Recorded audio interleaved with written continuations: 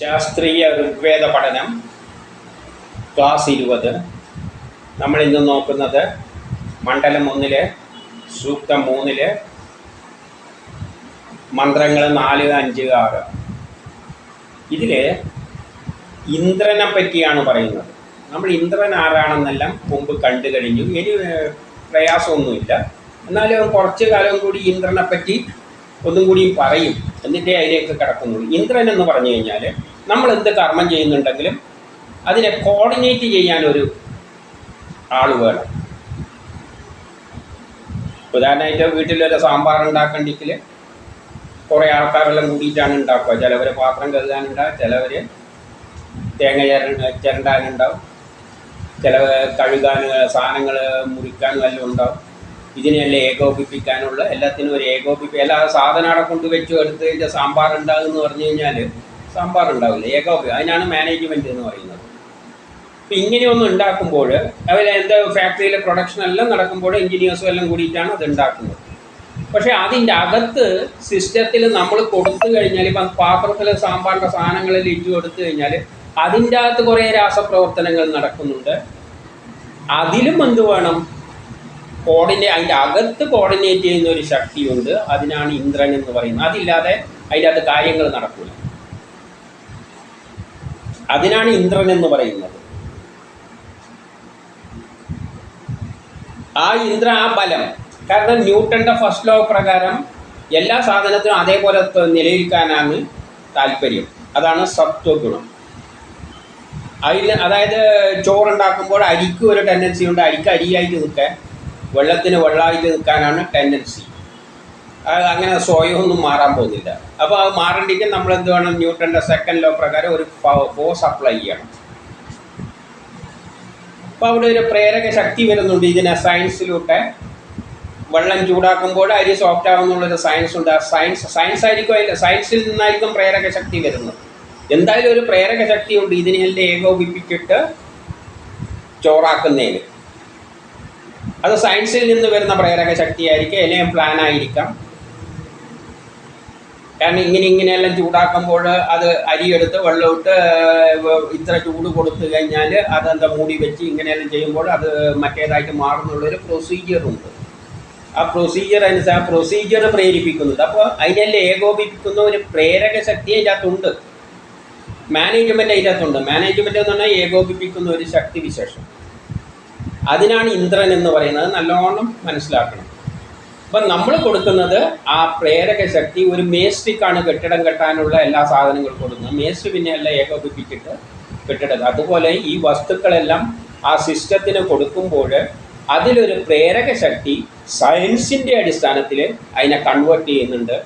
ആ പ്രേരക ശക്തിക്കാണ്, കോർഡിനേറ്റ് ചെയ്യുന്ന ശക്തിക്കാണ് ഇന്ദ്രൻ എന്ന് പറയുന്നത്. അത് ഓട്ടോമാറ്റിക്കായിട്ട് വന്നോളും. ശരിയായ പ്രൊസീജിയറിലാണെങ്കിൽ, ശരിയായ പ്ലാൻ അനുസരിച്ചാണെങ്കിൽ, ശരിയായ ശാസ്ത്ര തത്വം അനുസരിച്ചാണെങ്കിൽ ആ ശക്തി അവിടെ ഓട്ടോമാറ്റിക്കായിട്ട് വന്നോളും. എന്നിട്ട് അതിനെ ഉപയോഗിക്കും. അപ്പോൾ അതിനാണ് ഇന്ദ്രൻ എന്ന് പറയുന്നത്. ഏതൊരു കർമ്മം നടക്കുമ്പോഴും അതിൻ്റെ അകത്തുനിന്നുണ്ട് ഒരു ഏകോപിപ്പിക്കുന്നത്. അത് നമ്മൾ കാണുന്നില്ല, പക്ഷേ സയൻസിലോട്ട് ചിന്തിക്കുമ്പോൾ ഒരു ഏകോപനിപ്പിക്കുന്ന ഒരു ശക്തി അവിടെ വേണം. അത് ആധുനിക സയൻസൊന്നും അങ്ങനെയൊന്നും ചിന്തിക്കുന്നൊന്നുമില്ല. ഇത് ചൂടാക്കുമ്പോൾ ഇന്നേ ആവും ആയിട്ട്. പക്ഷേ അതിനൊരു ഏകോപിപ്പിക്കുന്ന ഇങ്ങനൊരു മാനേജ്മെൻറ്റ് നിലയിൽ സയൻസിൽ ചിന്തിക്കുന്നില്ല. സയൻസ് ആയിട്ട് തന്നെ ഓക്സിജൻ ഇന്ന റേഷ്യോ കൂട്ടിയാൽ കൊള്ളാമെന്ന് പറയും. പക്ഷേ അതിൻ്റെ അകത്ത് ആരാണ് ഇനിയെല്ലാം ഏകോപിപ്പിക്കുന്നത് എന്നുള്ള ഒരു മാനേജ്മെൻറ്റ് അതിൻ്റെ അകത്തുണ്ട്.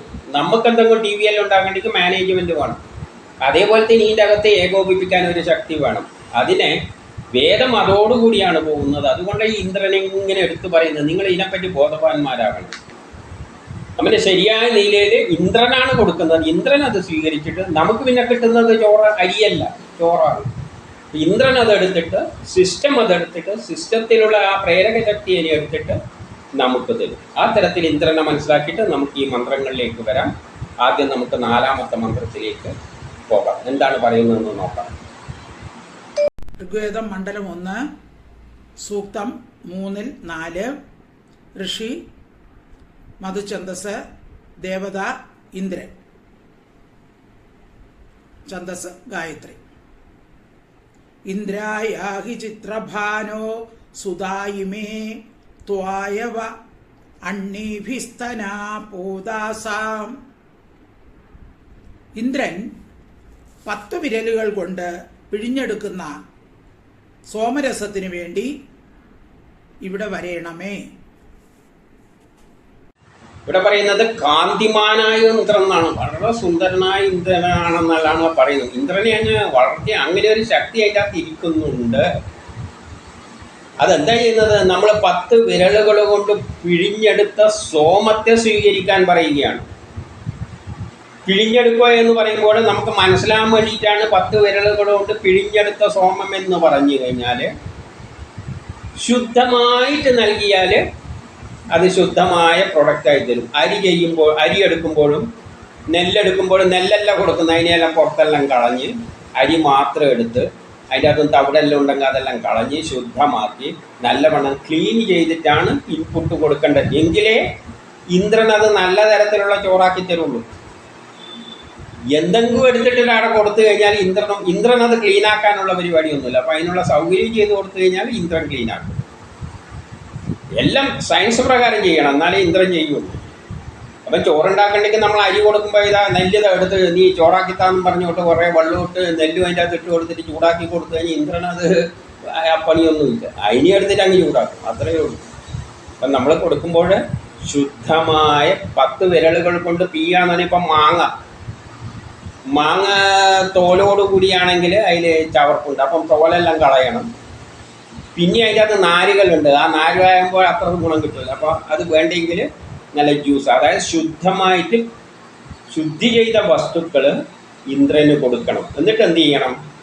ഇന്ദ്രനോട് വരാൻ പറയുകയാണ്. അപ്പം നമ്മൾ ഇന്ദ്രനെ ക്ഷണിക്കുന്നതിനെക്കാട്ടി മുമ്പിൽ, ഒരു ചോറുണ്ടാക്കാൻ വേണ്ടിയിട്ട് ഇന്ദ്രനെ ക്ഷണിക്കുന്നതിനെക്കാട്ടി മുമ്പിൽ ആദ്യം അരിയെല്ലാം നല്ലോണം നല്ല അരിയെടുത്ത് വൃത്തിയായി കഴുകി, ഇപ്പോൾ പായസമാണെങ്കിൽ തേങ്ങയിട്ട പോലെ തേങ്ങേൻ്റെ പാലെല്ലാം പിഴിഞ്ഞ് ശുദ്ധമായ, ആ നിലയിൽ ഒരു ഉദാഹരണത്തിന് പിഴിഞ്ഞെടുത്ത സോമം എന്നെല്ലാം പറയുമ്പോൾ ശുദ്ധമായത് എന്ന അർത്ഥത്തിലെടുത്താൽ മതി.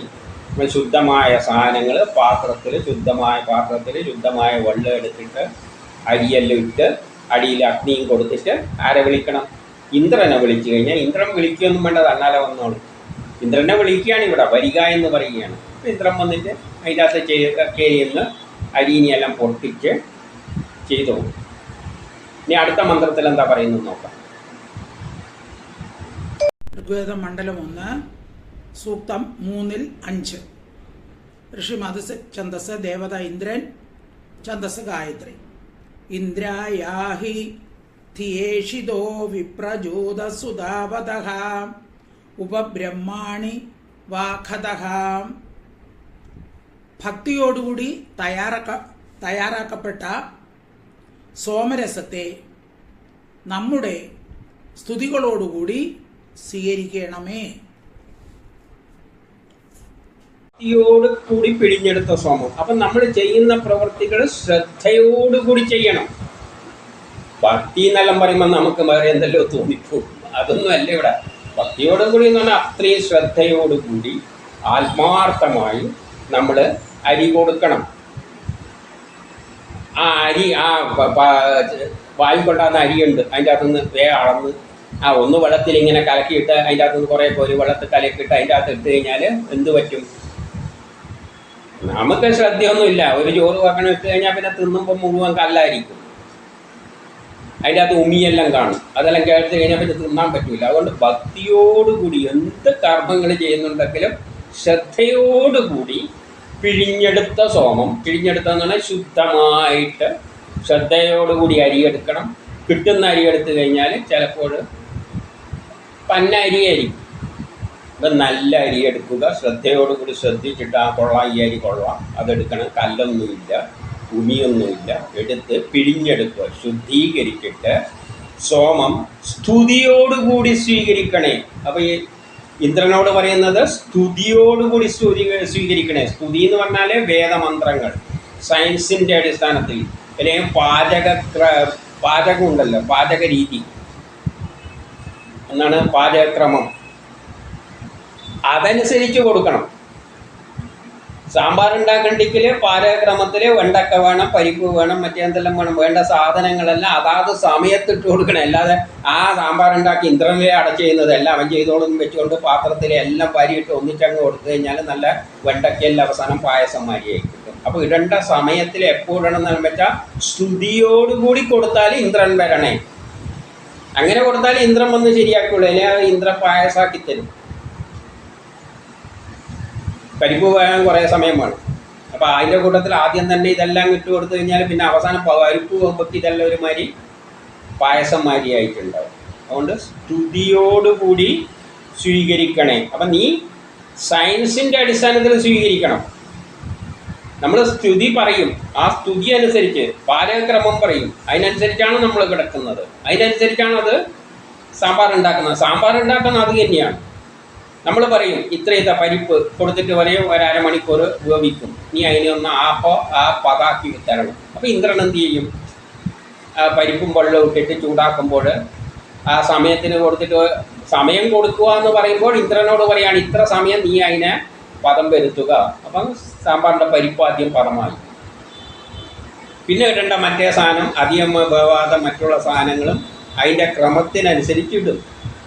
ഇതിൻ്റെ വറവിടുന്ന അവസാനമാണ് ഇട്ട് കൊടുക്കുക. അപ്പോൾ ഇതെല്ലാം കൊടുക്കുമ്പോൾ അതിനനുസരിച്ച് നമ്മൾ ആ സ്തുതി അനുസരിച്ചിട്ടാണ് കൊടുക്കുന്നത്. ആ പ്രൊസീജിയർ അനുസരിച്ചാണ് കൊടുക്കുന്നത്, പാചകക്രമം അനുസരിച്ചാണ് കൊടുക്കുന്നത്. അപ്പോൾ അതിനനുസരിച്ച് ഇന്ദ്രനും അവിടെ ചെയ്യും. എല്ലാം ഒന്നും കൂടി അങ്ങ് ഇട്ട് കൊടുത്തു കഴിഞ്ഞാൽ എല്ലാം കൂടിയിട്ട് ഇന്ദ്രൻ കൊളാക്കി തരും.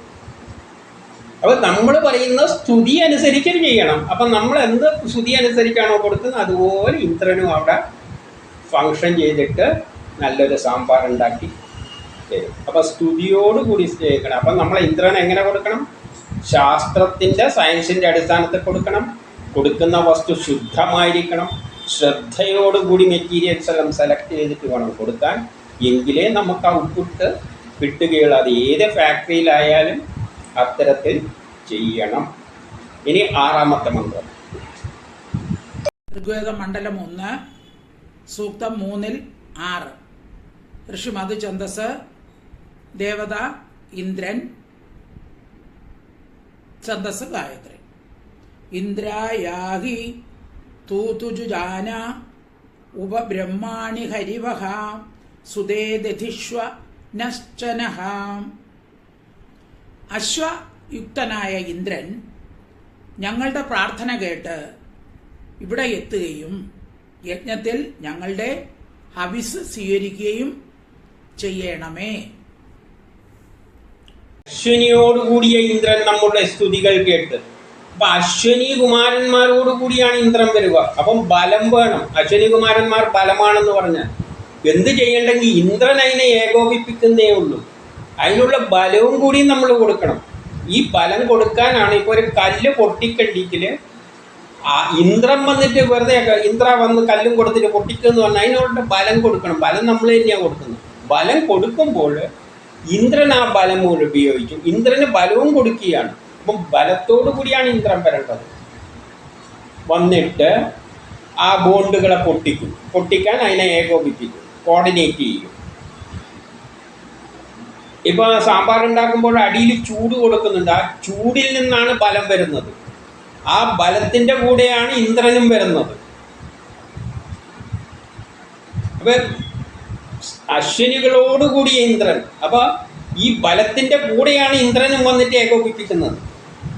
നമ്മൾ ചൂട് കൊടുക്കുമ്പോൾ ചൂടിൽ നിന്നാണ് ബലം, ചൂട് നിന്നാണ് ഊർജത്തിൽ നിന്നാണ് ബലം പുറത്തേക്ക് വരുന്നത്. ആ ബലത്തിൻ്റെ കൂടെ ഒന്നിച്ചാണ് ഇന്ദ്രനും വരുന്നത്.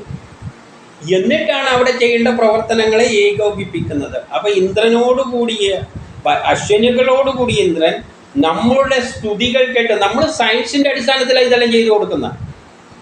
സയൻസ് നമ്മളാണ് അപ്ലൈ ചെയ്യുന്നത്. അപ്പൊ സയൻസിനനുസരിച്ച് നമ്മൾ അഗ്നി കൊടുക്കുമ്പോൾ ആ അഗ്നിയിൽ നിന്ന് ഇന്ദ്രൻ വന്നിട്ട് ആ സയൻസ് തത്വം അനുസരിച്ചുള്ള പ്രവർത്തനങ്ങളാണ് അവിടെ ചെയ്യുക. അപ്പൊ ഇതെല്ലാം നമ്മളെ ബുദ്ധി എന്നാണ് വരുന്നത്. സയൻസും കൊടുക്കണം. നമ്മൾ പറയുന്ന സയൻസ് അനുസരിച്ചിട്ടാണ് ഇന്ദ്രൻ അവിടെ ചെയ്യുക. അപ്പൊ ഇവിടെ നമ്മളെ പുറത്തെ ഏകോപിപ്പിക്കുന്ന നമ്മളാണെങ്കിൽ ആ സാധനത്തിൻ്റെ അകത്ത് നമ്മുടെ മനസ്സിൽ എന്താണോ സയൻസ് ഉള്ളത്, ശാസ്ത്രമുള്ളത്, ആ ശാസ്ത്രത്തിൻ്റെ അടിസ്ഥാനത്തിൽ അവിടെ അഗ്നി കൊടുക്കുമ്പോൾ അഗ്നിയിൽ നിന്ന് ഊർജം അശ്വനി കുമാരന്മാർ വന്നിട്ട് ബലം വന്നിട്ട് അതിൻ്റെ കൂടെ ഇന്ദ്രനും വന്ന് ഇന്ദ്രൻ ഈ കർമ്മങ്ങളെ ഏകീകരിപ്പിച്ചുകൊണ്ടാണ് എന്താക്കി മാറ്റുന്നത്, പ്രൊഡക്റ്റായിട്ട് മാറ്റുന്നത്. ഇവിടെ അശ്വനിയോടുകൂടിയ ഇന്ദ്രൻ, ബലത്തോടുകൂടിയാണ് ഇന്ദ്രൻ വരിക. അപ്പം വെറുതെ വരില്ല. എന്തിനെ മാറ്റണ്ടെങ്കിൽ എന്ത് വേണം? ന്യൂട്ടൻ്റെ ഫസ്റ്റ് ലോ പ്രകാരം എന്തൊരു സിസ്റ്റത്തിനും ഒരു അരിക്കാണെങ്കിലും സാമ്പാറിലെ വണ്ടക്കല്ലാണെങ്കിൽ അതേപോലെ നിലനിൽക്കാനാണ് ടെൻഡൻസി. അതിനെ മാറ്റിയിട്ട് വേറൊന്നാക്കണ്ടെങ്കിൽ എന്ത് വേണം? ബലം പ്രയോഗിക്കണം. അപ്പം ബലമുണ്ട് ഒരു എക്സ്റ്റേണൽ ഫോഴ്സ്, ന്യൂട്ടൻ്റെ സെക്കൻഡ് ലോ, അതായത് രജോ ഗുണം പ്രയോഗിക്കണം. അപ്പോൾ അതിലൂട്ടിയാണ് കർമ്മങ്ങൾ നടക്കുന്നത്. അപ്പം ബലത്തോടു കൂടിയാണ് ഇന്ദ്രൻ വരിക. ആ ഇന്ദ്രനും നമ്മൾ അപ്ലൈ ചെയ്യുന്ന സയൻസിൻ്റെ അടിസ്ഥാനത്തിലാണ് അത് കർമ്മം ചെയ്യുക. സയൻസിലൂടെ നമ്മൾ ചെയ്യണം. അപ്പം ചെയ്തിട്ട് യജ്ഞത്തിലെ ഹവിസ്സു സ്വീകരിക്കുക. അപ്പോൾ നമ്മൾ കൊടുത്ത വസ്തുക്കളെയെല്ലാം ഇന്ദ്രൻ സ്വീകരിച്ചിട്ട്, ഹവിസ്സു സ്വീകരിക്കുക എന്നാണ് നമ്മൾ എന്താണോ കൊടുത്തിരിക്കുന്നത്. ഇപ്പോൾ സാമ്പാർ ഉണ്ടാക്കേണ്ട ഈ സാധനങ്ങളെല്ലാം അതാത് സമയത്ത് നമ്മൾ കൊടുക്കുമ്പോൾ ഇന്ദ്രൻ അത് സ്വീകരിക്കും. ആ അഗ്നി കൊടുത്തോണ്ട് അഗ്നിയിൽ നിന്നാണ് ആ പ്രേരക ശക്തി പുറത്തേക്ക് വരുന്നത്. ആ ഇന്ദ്രൻ അഗ്നിയുടെ സഹായത്തെ ബലം ഉപയോഗിച്ചുകൊണ്ട് ആ ഹവിസ് സ്വീകരിക്കും.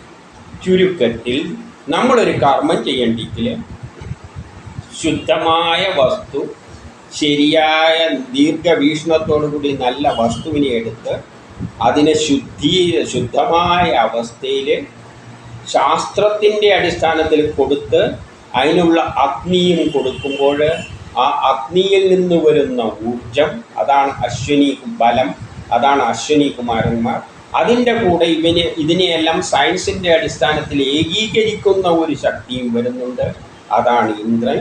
അങ്ങനെ ഇന്ദ്രൻ അത് കൊടുത്തു കഴിഞ്ഞാൽ ഇന്ദ്രൻ ആ സയൻസിൻ്റെ പാചകവിധിയുടെ മാനുഫാക്ചറിങ് ടെക്നോളജിയുടെ സഹായത്താൽ അതിനെ നമ്മളുടെ മന്ത്രത്തിൻ്റെ സൂക്തത്തിൻ്റെ അല്ലെങ്കിൽ ആ സയൻസിൻ്റെ അടിസ്ഥാനത്തിൽ അതിനെ പ്രൊഡക്റ്റാക്കി നമുക്ക് മാറ്റിത്തരും. ഇതാണ് എന്ത് കർമ്മവും ചെയ്യുമ്പോൾ അതിൽ വരുന്ന ഘടകങ്ങൾ.